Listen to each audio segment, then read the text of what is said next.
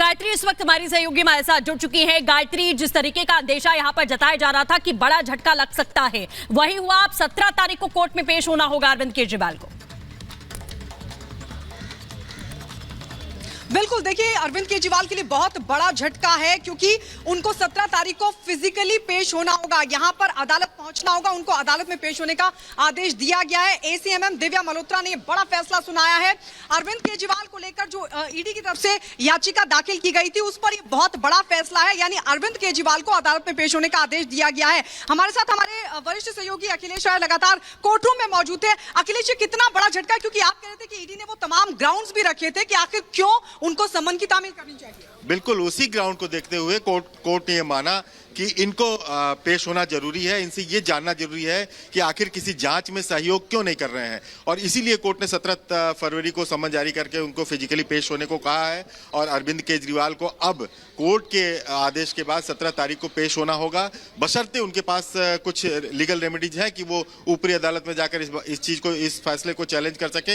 लेकिन फिलहाल आज का जो फैसला है ये बड़ा झटका है अरविंद केजरीवाल के लिए, उस अरविंद केजरीवाल के लिए जो बार बार ये कहते हैं कि ईडी ये बताए कि हमें एक्यूज के तौर पे बुला रही है या विटनेस के तौर पे बुला रही है। लेकिन कोर्ट ने ये सारी दलीलें ईडी की सुनी थी और कोर्ट ने उन सबको देखते हुए ये माना कि इनको पूछताछ में शामिल होना चाहिए। ये कोर्ट को लगता है, इसलिए कोर्ट ये नहीं शामिल हो रहे हैं, इसलिए कोर्ट ने बुलाया है और कोर्ट के सामने ये बताएंगे कि आखिर हम क्यों नहीं शामिल होने जा रहे हैं, हमें क्या प्रॉब्लम है, क्या राजनीतिक कोई परेशानी है, क्या टूर बाहर लगा हुआ है। इस तरह की बातें जो भी हैं वो कोर्ट के सामने अभी नहीं बताना होगा। और इनसे पूछकर कोर्ट अगर चाहेगी, या हो सकता है अगर ये पेश हुए तो इनसे पूछकर कोर्ट एक नई तारीख तय करेगी कि फला तारीख को आप ईडी के पास जाइए और फला तारीख को ईडी आपसे पूछताछ करेगी। तो ये बड़ा झटका है जिससे बचते आ रहे थे। और एक बात और अखिलेश मुझे लगता है ध्यान देने वाली है, क्योंकि बार बार आम आदमी पार्टी प्रेस कॉन्फ्रेंस कर खुद अरविंद केजरीवाल भी नोटिस को गैर कानूनी बता रहे थे। और जैसा कि हम लगातार कह रहे हैं कि ग्राउंड रखे गए थे, ईडी की तरफ से दलीलें हुई थी,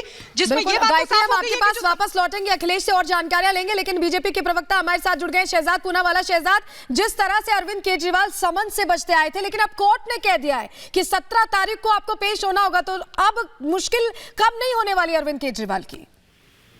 देखिए, सत्यमेव जयते, सत्य की जीत हुई और केजरीवाल के फर्जीवाड़े और शराब घोटाले की हार हुई है। केजरीवाल जो कह रहे थे कि ये केवल वेंडेटा पॉलिटिक्स है, आज वो पूरा फेल हो चुका है कार्ड, उनका विक्टिमहुड कार्ड। और आज सवाल का जवाब ये होना चाहिए कि केजरीवाल जो मास्टरमाइंड है शराब घोटाले के, अब बताइए आप कितने दिनों तक कट्टर ईमानदार कहेंगे अपने आप को? मनीष सिसोदिया को भी कहा, संजय सिंह को भी कहा, विजय नायर को भी कहा, पर कोर्ट इसको मानने के लिए इनकार करता है। और इसका मतलब यह है कि केजरीवाल तुम भ्रष्टाचारी हो और बताओ कि आज नैतिकता के आधार पर इनको इस्तीफा देना चाहिए। अन्ना हजारे के साथ होते थे तो पहले इस्तीफे की मांग करते थे और बोलते थे बाद में जांच करेंगे। आज तो जांच में शामिल होने से कतराते, इस्तीफा दूर की बात, और कोर्ट पर आरोप लगाते हैं कि वेंडेटा पॉलिटिक्स कर रहे हैं, झूठे आरोप लगाते हैं और उसका सबूत भी नहीं दे पाते। बिल्कुल शहजाद, जैसा आपने कहा कि सवाल लगातार उठाया जाता है, लेकिन अब कोर्ट की ओर से भी समन जारी कर दिया गया है। अब फिजिकली पेश होना है अरविंद केजरीवाल को। हालांकि रास्ते और भी हैं इनके पास, लेकिन सवाल यही है कि अगर कुछ किया नहीं है तो क्यों सवालों का जवाब नहीं देना चाह रहे। शहजाद, हम वापस लौटेंगे। हरीश खुराना जी भी इस वक्त हमारे साथ में जुड़ चुके हैं। हरीश जी, 17 फरवरी को पेश होने के लिए कहा गया है अरविंद केजरीवाल को, 5 समन दरकिनार किए, अब मुश्किलें बढ़ गई हैं। देखिए, जितना मर्जी अरविंद केजरीवाल जी भाग लें, ईडी के सामने उनको आज नहीं तो कल पेश होना ही था। लेकिन जिस प्रकार से अब कोर्ट ने उनको सम्मन जारी करते हुए 17 फरवरी तक पेश होने के लिए कहा है, ये अरविंद केजरीवाल के निश्चित तौर पे झटका है। लेकिन अब ये देखना होगा अरविंद केजरीवाल कानून का सम्मान करते हैं या नहीं करते, क्योंकि उनका ट्रैक रिकॉर्ड कहता है कि 5 बार सम्मन का उन्होंने इवेट किया। सवाल बहुत सारे हैं। सवाल है जिस प्रकार से कि जो अरविंद केजरीवाल अपना मनीष सिसोदिया के पीएस थे, उन्होंने साफ कहा कि 5% से 12% कमीशन उनकी मौजूदगी में हुई, उसका सवालों का जवाब देना है। माई बॉय समीर महिंद्रू को बोला गया विजय नायर के बारे में, उसका सवालों का जवाब देना है। सुप्रीम कोर्ट ने 300 करोड़ के मनी ट्रेल का जिक्र किया, उसका सवालों का जवाब देना है। तो ऐसे बहुत सारे सवाल हैं ईडी के जिसको अरविंद केजरीवाल ने जवाब देना ही है। हम तो शुरू से कहते आ रहे हैं कि मास्टरमाइंड जो है इस लिकर स्कैम के, वो अरविंद केजरीवाल है और अरविंद केजरीवाल को सामने पेश होना ही है। जी, बहुत शुक्रिया हरीश जुड़ने के लिए। हरीश खुराना हमारे साथ जुड़े हुए थे। शहजाद पूनावाला, आपका भी बहुत शुक्रिया जुड़ने के लिए। गायत्री हमारे साथ लगातार जुड़ी हुई हैं। गायत्री, क्या लीगल ऑप्शंस हो सकते हैं अगर आप अखिलेश से पूछें और समझ पाएं अब अरविंद केजरीवाल के सामने, क्योंकि अब उन्हें समन कर लिया गया, फिजिकली पहुंचने को कहा गया है, तो क्या इससे बचने का कोई तरीका लीगली है?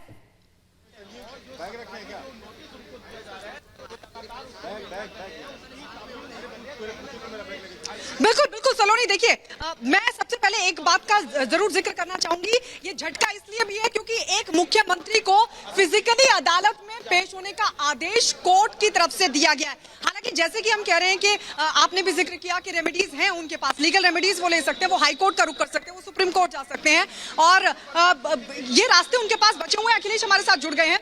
लीगल रेमेडीज है, लेकिन एक मुख्यमंत्री को फिजिकल पेश होने का आदेश ही अपने आप में बहुत बड़ी बात है अखिलेश।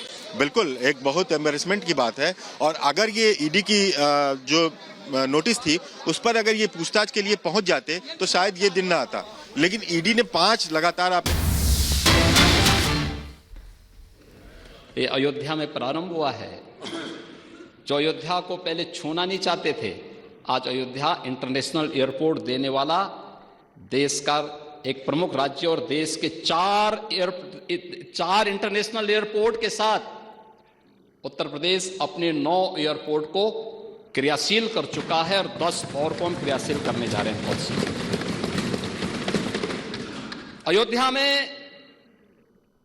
माता सबरी के नाम पर रसोई घर भी प्रारंभ हो गया है। क्या माता सबरी के अनुयायी पीडीए के हिस्से हैं या नहीं हैं? रेन बसेरा भी अयोध्या में बन गया है और ये निषाद राज के नाम पर बन गया है। क्या निषाद राज के अनुयायी पीडीए के पार्ट हैं या नहीं हैं? प्राचीन कुंडों का पुनरुद्धार हो रहा है। भरत कुंड, राम की मर्यादा, परिवार की मर्यादा, क्या परिवार की मर्यादा है? यहां तो पीडीए, हमारे डिप्टी सीएम ने कहा पीडीए का मतलब है परिवार डेवलपमेंट अथॉरिटी। ब्रजेश जी ने अभी अपने उसमें कहा उनके पीडीए में और लोग हैं लेकिन चच्चू नहीं है। वो बेचारे हमेशा ठगे जाते हैं ऐसे ही। कब तक यह न्याय होगा पता नहीं। महाभारत क्यों, एक बार पढ़िए महाभारत। हाँ एकदम। आखिर परिवार के 3 सदस्यों के नाम थे, चच्चू के नाम क्यों नहीं था?